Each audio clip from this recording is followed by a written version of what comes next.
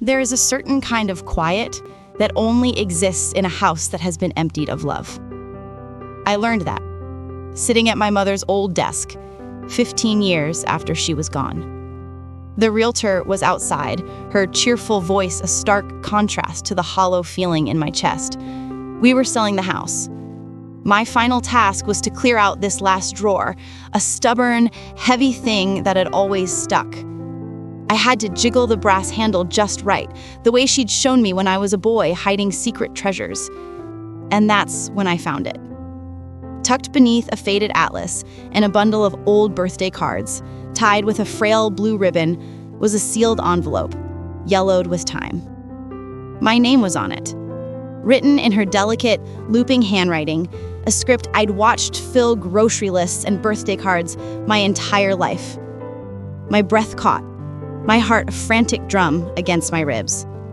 For 15 years, I thought I had said all my goodbyes, that I had neatly packaged my grief and regret into a box I never had to open again. But in that moment, holding this paper ghost, I realized she had saved the most important one for last, the one I truly needed to hear.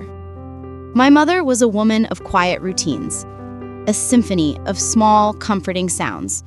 The percussive bubble of the percolator at 6 a.m., the smell of coffee and cinnamon toast weaving through the morning light, the soft, staticky hum of the old radio in the afternoon, always tuned to the classical station. She spoke more with her hands than with her words, a gentle pat on my shoulder when I was studying late, the way she'd instinctively smooth my hair back from my forehead, her touch cool and soft. I was always in a rush, you see, a young man bursting with ambition, desperate to get out into the world and make my mark, to escape what I saw as the slow, predictable rhythm of her life. I thought her world was small. I mistook her quiet contentment for a lack of ambition and her peace for simplicity. Our last few years together were polite, filled with a strange, unspoken distance that grew like ivy between us.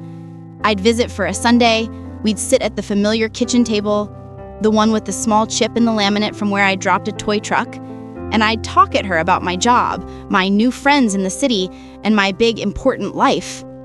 She'd listen, her hands wrapped around her favorite chipped teacup, her eyes watching me, always watching, holding a deep, quiet sadness I was too busy, too self-absorbed to understand. I told myself it was just age. I told myself we had all the time in the world. The first real cracks appeared when I met Sarah. Nothing dramatic at first, just little tensions that settled in the air like dust. She seems to have a very strong personality, my mother said once, her voice carefully neutral, as she wiped an already clean counter. I felt a flash of hot defensiveness. "You just don't want me to be happy with anyone else," I snapped, the words coming out harsher than I intended. They hung in the air, ugly and sharp. I saw her flinch, as if I'd physically struck her.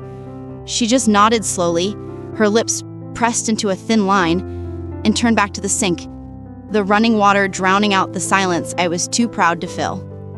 After I married Sarah, the weekend visits became monthly calls.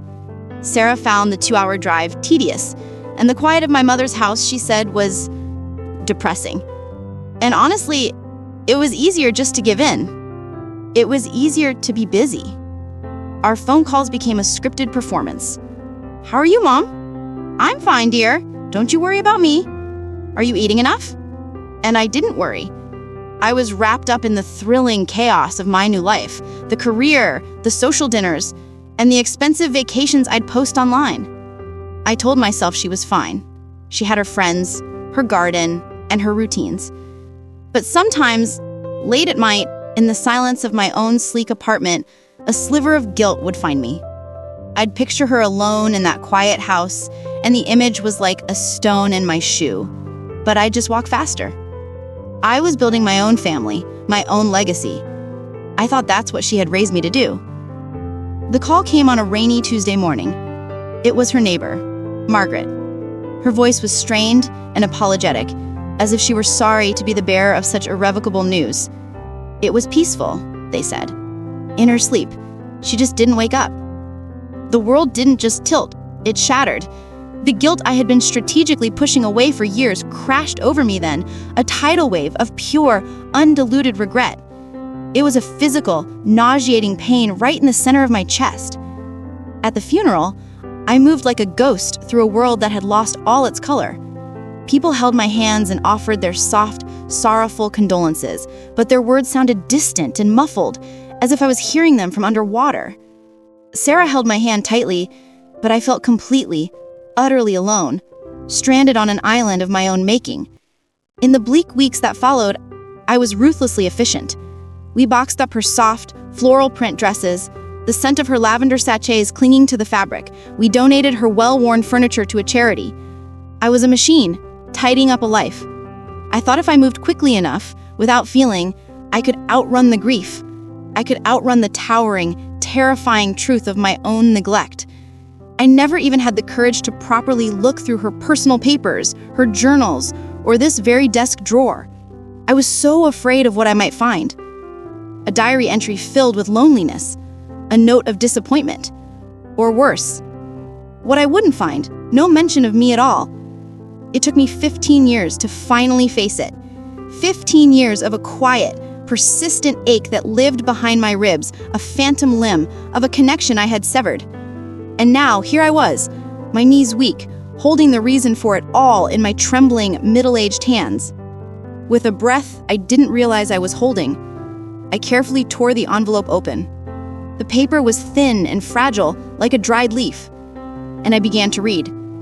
My dearest son, if you are reading this, then I am gone, and my first thought is not of my own ending, but of you. I am worried for you. I see the weight you carry and the frantic pace of your life, and I fear I have become a burden to you, a silent reminder of a past you were so eager to leave behind. I want you to know that I understand. A mother's job, her only real job, is to prepare her child for a world without her. I watched you build your life, your beautiful, vibrant life, and I was so proud. Even when it hurt, when the silence in this house felt too heavy to bear, I was proud.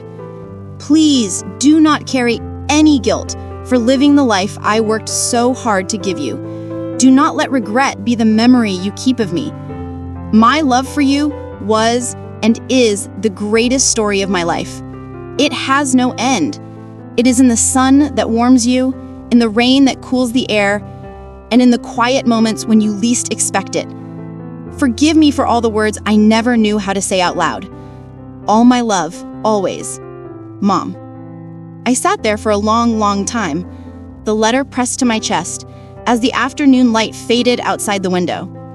The weight I had carried for 15 years, it didn't vanish, but it changed, transformed by the alchemy of her words. It was no longer the sharp, jagged weight of guilt and shame. It became the soft, heavy, beautiful weight of a love that was always unconditionally there. She hadn't sent the letter because she knew. She knew I wasn't ready to hear it. She was giving me these words exactly when I needed them most, long after she was gone, knowing that only time and loss could have cracked my heart open enough to let them in. She wasn't saying goodbye. She was telling me I was free. And in that profound, heartbreaking freedom, I finally found my way back to her. Thank you for sitting with me in this quiet space, for letting me share this piece of my heart with you. These memories, these echoes of the people we love, they're the most fragile and precious things we own, aren't they? If this story has touched a place in your own heart, if it has reminded you of a love you've lost or a word left unspoken, please feel welcome to share a little of your story in the comments below. We are all, in so many ways, echoes of each other's lives, learning to listen to the letters never sent. And if you'd like to journey with us further through these stories of love and quiet realization, we would be so grateful if you'd like this video and subscribe to the channel. Take a moment today to be gentle with your own heart and with the hearts of those you hold dear. Thank you for listening.